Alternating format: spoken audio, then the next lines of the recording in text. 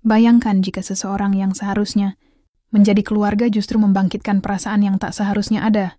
Bagaimana jika sebuah hubungan yang terlarang tumbuh di dalam rumah sendiri, mengaburkan batas antara cinta dan dosa? Inilah kisah Raka, seorang pemuda yang tak pernah menyangka bahwa takdir akan membawanya pada perasaan yang begitu rumit terhadap ibu tirinya. Rahasia ini terlalu besar untuk disimpan, tetapi juga terlalu berbahaya untuk diungkap. Lalu jika semuanya mulai terungkap, apa yang akan terjadi? Akankah cinta ini menemukan jalannya, atau justru berakhir dalam kehancuran? Raka tumbuh dalam sebuah keluarga yang penuh dengan kebisuan. Ayahnya, Dharma, menikahi ibunya, Lestari. Saat usia mereka terpaut jauh, Lestari berusia 28 tahun, sedangkan Dharma sudah menginjak 41. Bagi sebagian orang, angka itu mungkin bukan masalah. Tetapi bagi Raka, itu adalah sebuah petunjuk awal bahwa perbedaan di antara mereka akan selalu ada. Hubungan mereka terasa lebih seperti sebuah kesepakatan daripada cinta yang nyata. Saat Raka berusia 9 tahun, pernikahan mereka akhirnya runtuh seperti jembatan yang tak kuat menahan beban. Perceraian itu mendadak, tanpa banyak penjelasan. Yang Raka tahu hanyalah bahwa ibunya pergi, dan ia tidak diperbolehkan bertemu dengannya lagi. Tidak ada kata perpisahan, tidak ada pelukan terakhir, hanya sepotong larangan yang terasa dingin dan mutlak.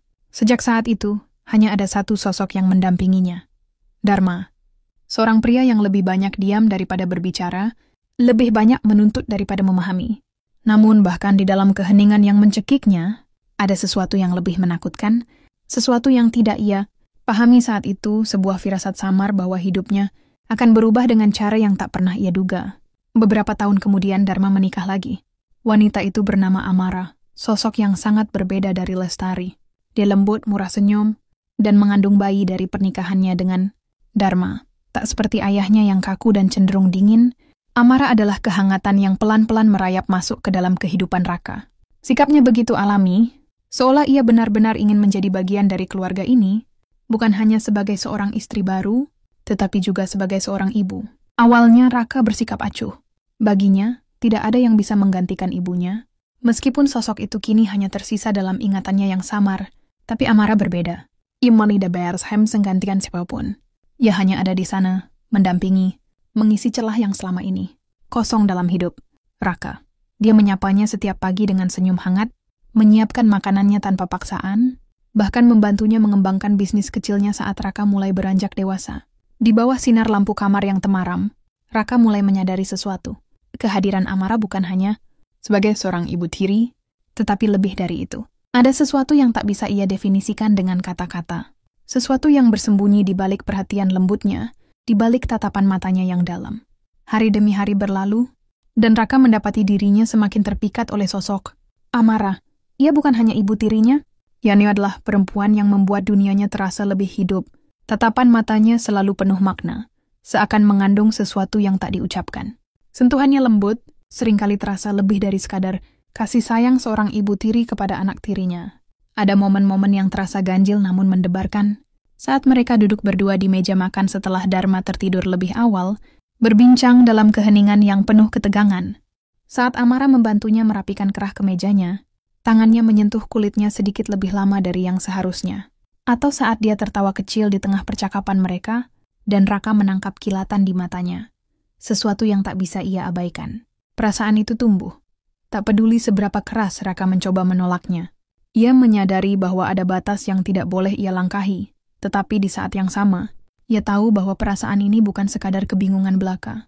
Ia menyukai Amara, bukan sebagai seorang ibu, tetapi sebagai seorang perempuan. Yang lebih menakutkan adalah, ia mulai merasa bahwa Amara pun merasakan hal yang sama. Malam itu, Raka berulang tahun yang ke-19. Perayaan sederhana diadakan, hanya mereka bertiga, Dharma, Amara, dan dirinya. Setelah makan malam, Dharma masuk ke kamarnya lebih awal, meninggalkan Raka dan Amara dalam keheningan yang aneh di ruang tamu. Raka berpikir bahwa malam itu akan berakhir seperti biasa, tetapi sesuatu yang tak terduga terjadi. Amara mengetuk pintu kamarnya tengah malam, membangunkannya dari tidur. "Ada sesuatu yang ingin aku berikan padamu," katanya. Suaranya terdengar lebih pelan dari biasanya.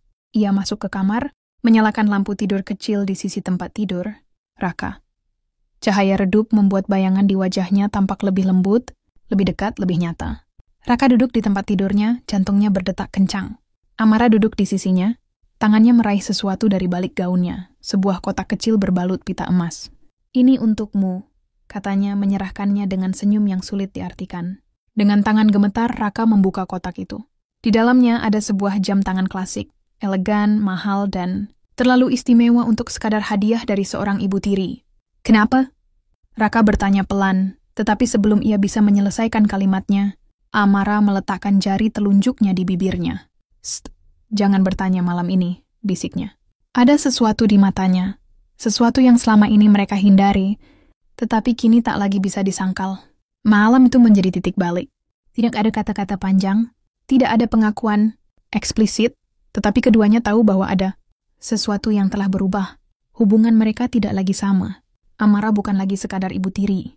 Dia adalah seseorang yang kini tinggal di batas antara yang boleh dan yang tidak, antara yang seharusnya dan yang diinginkan. Dan Raka, meski tahu bahwa ini adalah jalan yang berbahaya, tidak bisa menolak langkahnya sendiri. Karena dalam cahaya redup malam itu, ia telah menemukan sesuatu yang lebih besar dari sekadar kasih sayang. Ia menemukan perasaan yang tak seharusnya ada, tetapi kini terlalu nyata untuk diabaikan. Malam itu berlalu, tetapi jejaknya tertinggal di dalam hati Raka. Amara tidak mengatakan apapun setelah memberikan hadiah itu, dan Raka pun memilih untuk diam. Namun ada sesuatu yang berubah dalam cara mereka berinteraksi. Pagi itu, saat sarapan, Amara hanya menatapnya sesaat lebih lama sebelum beralih kembali ke makanannya. Tatapan itu seakan mengingatkan mereka berdua pada momen yang telah mereka bagi di malam sebelumnya. Hari-hari berikutnya penuh dengan kebisuan yang berbicara, lebih banyak dari kata-kata. Setiap gerakan kecil memiliki arti. Cara Amara menyentuh pundaknya saat melewati meja makan, cara dia tertawa kecil ketika Raka tidak sengaja, menyebutkan sesuatu yang menyiratkan keintiman yang tak kasat mata di antara mereka. Raka mulai memperhatikan detail kecil yang sebelumnya ia abaikan. Cara Amara merapikan rambutnya, aroma samar parfumnya yang selalu tertinggal di ruangan setelah ia pergi, dan suara langkah kakinya yang begitu dikenalnya. Namun, di balik setiap momen manis itu, ada dinding yang tak terlihat. Dinding yang mengingatkan Raka bahwa mereka tidak bisa melangkah lebih jauh. Ketegangan antara mereka semakin tak terbendung.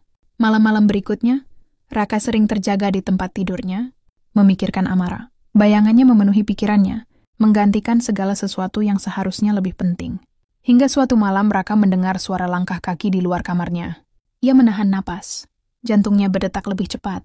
Pintu kamarnya terbuka sedikit, cukup untuk melihat siluet Amara berdiri di sana, hanya diterangi cahaya dari lorong.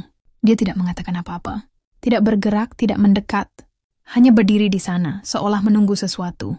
Dan Raka, dengan seluruh keberanian dan kebingungannya, bangkit dari tempat tidur dan berjalan mendekat.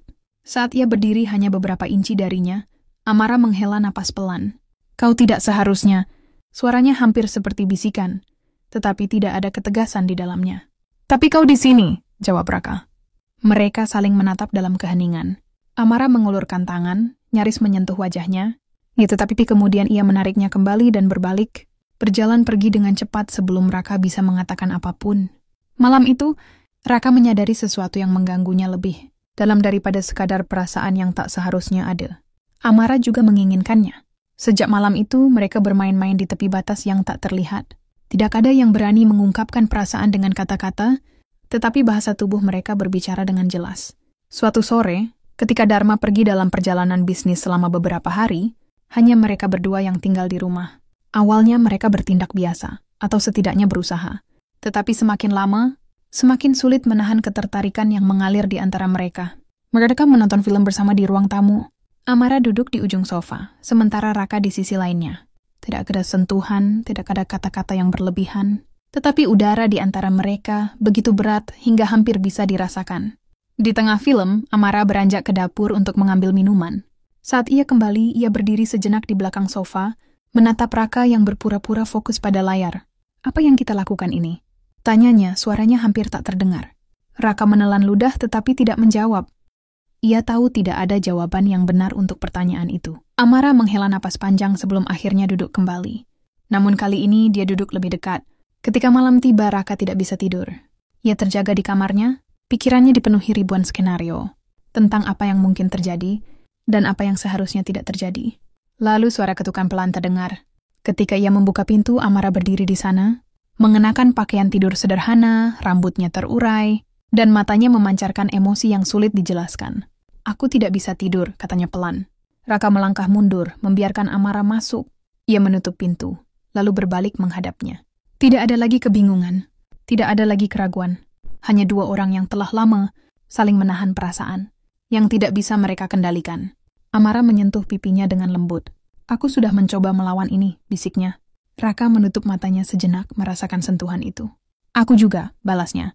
Malam itu, mereka melangkah melewati batas yang selama ini mereka jaga. Ketika matahari terbit, kenyataan kembali menghantam mereka. Raka terbangun lebih dulu, memandangi Amara yang masih terlelap di sampingnya. Ada ketenangan di wajahnya, tetapi juga sesuatu yang lain, sesuatu yang mengisyaratkan bahwa dia tahu semua ini tidak akan bertahan lama. Raka merasa campur aduk. Apa yang mereka lakukan semalam bukan hanya sekadar sebuah perasaan, yang terungkap, itu adalah keputusan, yang mengubah segalanya. Saat Amara terbangun dan mata mereka bertemu, keheningan yang aneh menyelimuti mereka. Tidak ada penyesalan di dalam tatapan Amara, tetapi ada sesuatu yang lebih berat, kesadaran bahwa mereka telah melangkah terlalu jauh. Kita harus bicara, kata Amara akhirnya. Raka mengangguk, meskipun ia tidak yakin ingin mendengar apa yang akan dikatakannya. Karena apapun yang mereka putuskan hari ini, tidak akan menghapus kenyataan bahwa mereka telah jatuh ke dalam sesuatu yang tidak akan pernah bisa kembali seperti semula. Sarapan pagi itu berbeda dari sebelumnya. Biasanya Amara akan tersenyum kepadanya, menyiapkan kopi seperti biasa, atau sekadar berbincang ringan tentang hal-hal sepele. Tapi pagi ini, hanya ada keheningan yang menyesakkan. Raka duduk di meja makan, menatap ke dalam cangkir kopinya yang belum disentuh. Amara sibuk membersihkan dapur, padahal tidak ada yang benar-benar perlu dibersihkan. Gerakannya kaku, sesekali ia menarik napas panjang, seolah sedang menenangkan dirinya sendiri. Akhirnya ia berbicara, suaranya pelan namun tegas. Apa yang terjadi semalam? Itu seharusnya tidak terjadi. Raka mengangkat kepalanya, menatap Amara yang masih membelakanginya. Ia bisa melihat bagaimana punggungnya menegang, seakan menahan sesuatu yang ingin ia sembunyikan. Tapi itu bukan kesalahan, kata Raka. Mencoba mencari celah dalam dinding yang Amara mulai bangun di antara mereka. Amara berbalik perlahan, matanya bertemu dengan mata Raka. Ada perasaan yang masih bergemuruh di sana, tetapi juga ketakutan yang sulit dijelaskan.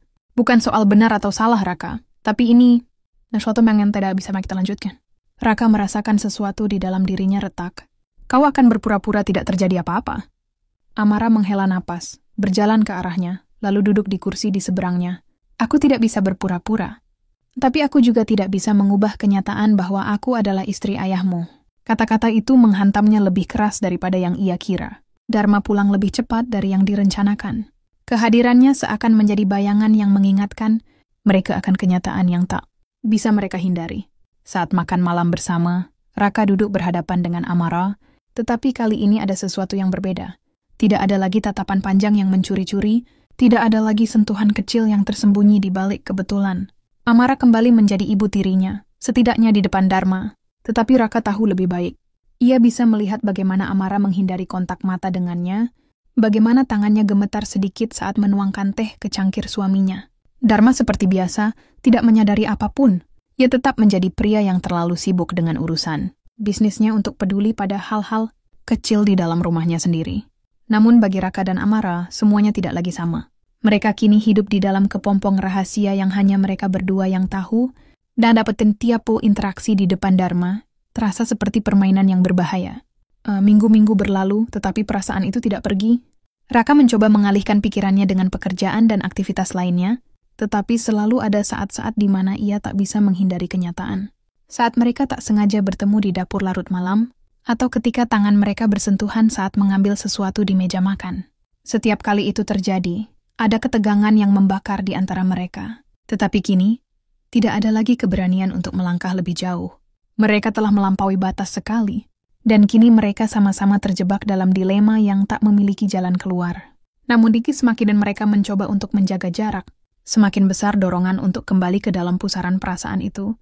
Sampai akhirnya pada suatu malam, ketika Dharma sedang menghadiri sebuah pertemuan bisnis, Raka menemukan dirinya berdiri di depan kamar Amara.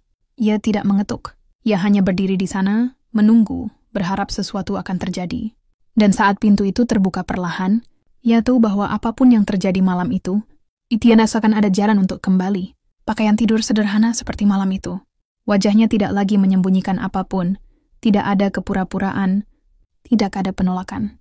Ini salah, bisiknya. Tetapi ia tidak menutup pintu. Raka menatapnya dalam-dalam. Lalu kenapa engkau membukakan pintu? Keheningan yang panjang mengisi ruang di antara mereka.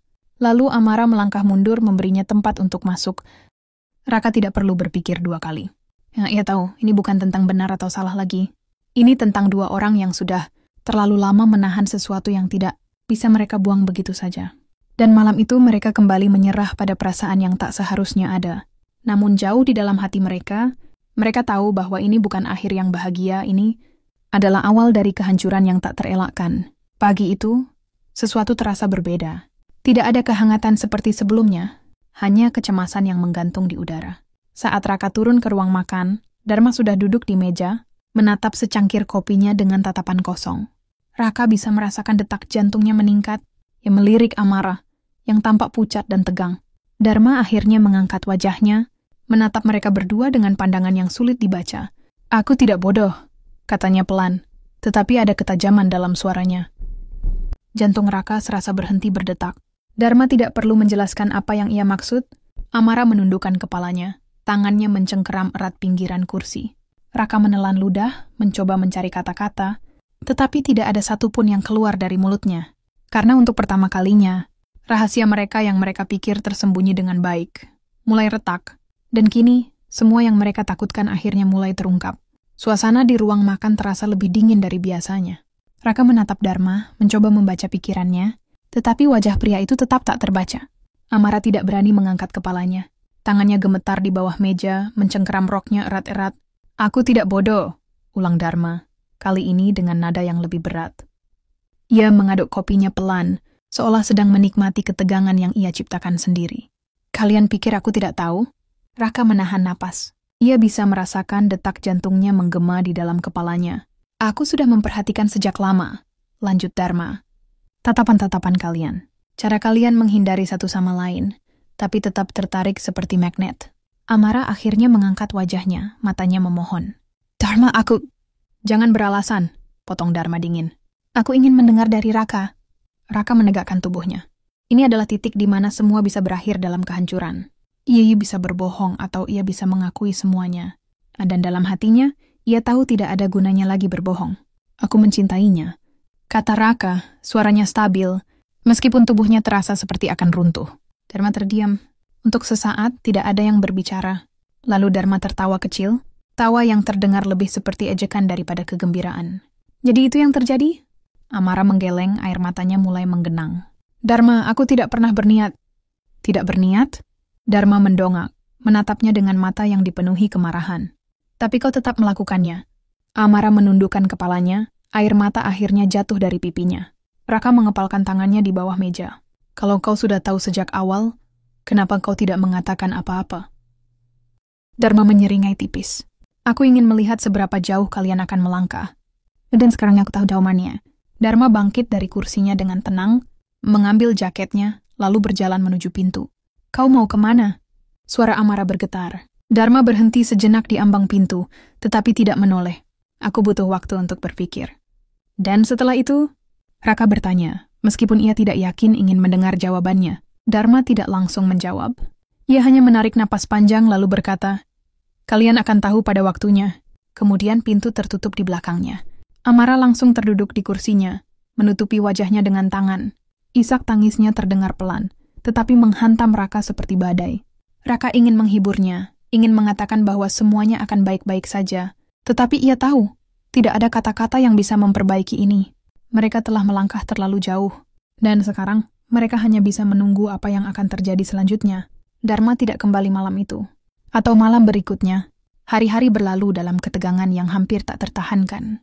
Amara nyaris tidak keluar dari kamarnya.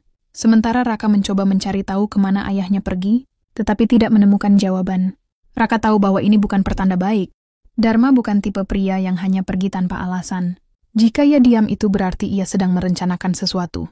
Ketika akhirnya, setelah seminggu, Dharma kembali, ia bukan pria yang sama seperti sebelumnya. Ada sesuatu dalam tatapannya yang lebih gelap, lebih dingin. Dan Faika ia berbicara. Suaranya penuh dengan kepastian yang tidak bisa diganggu-gugat.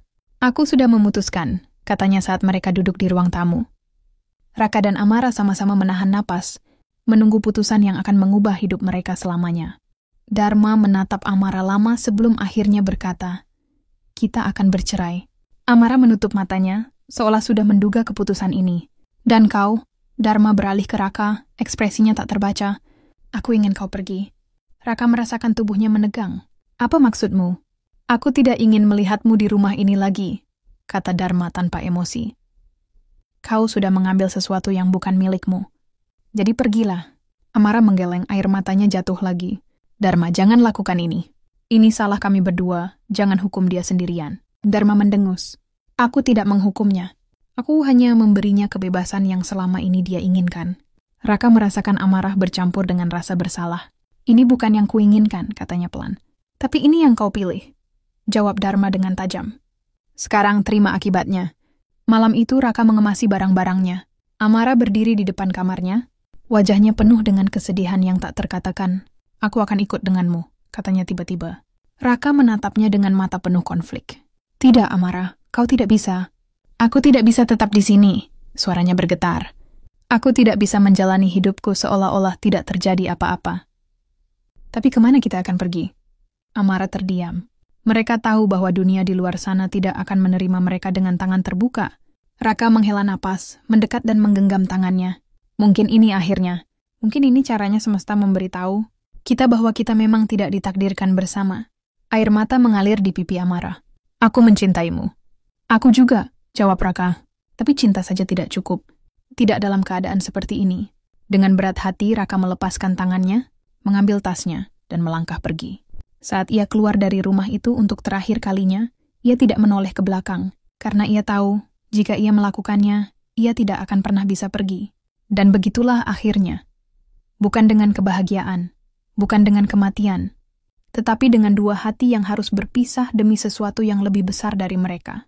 Sebuah cinta yang tak bisa bertahan, karena dunia tidak mengizinkannya.